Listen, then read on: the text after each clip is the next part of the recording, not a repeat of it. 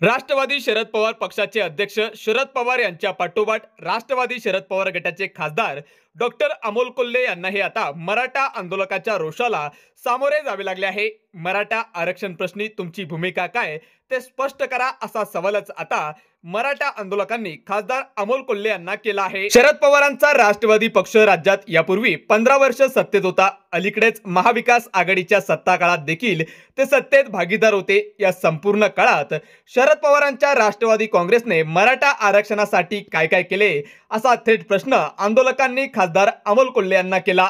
तसेच अमोल कोल्हे यांनी महाराष्ट्रात जातीय जनगणना व्हावी आणि कुठल्याही समाजाच्या आरक्षणाला धक्का न लागता मराठा समाजाला आरक्षण देण्यात यावे अशी मागणी खासदार अमोल कोल्हे यांनी संसदेत केली होती। यावरून मनोज जरांगे यांनी संतापही व्यक्त केला होता। मराठ्यांची मतं घेईपर्यंत गोड बोलायचं, एकदा मतं घेतली की जात जागी झाली त्यांची।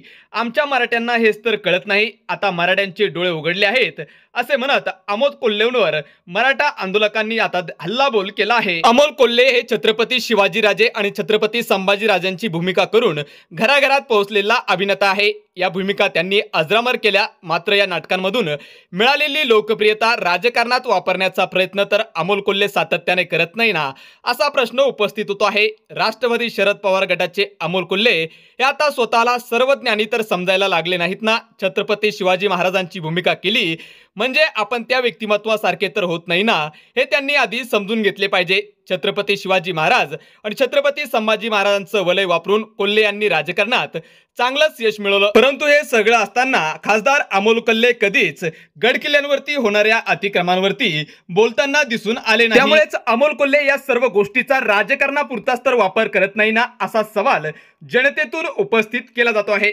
त्यामुळेच या सर्व गोष्टीवरून आंदोलकांनी अमोल कोल्हे यांचा तापा अडवला आणि या बाबतीत अमोल कोल्हे यांना जाब विचारला आहे।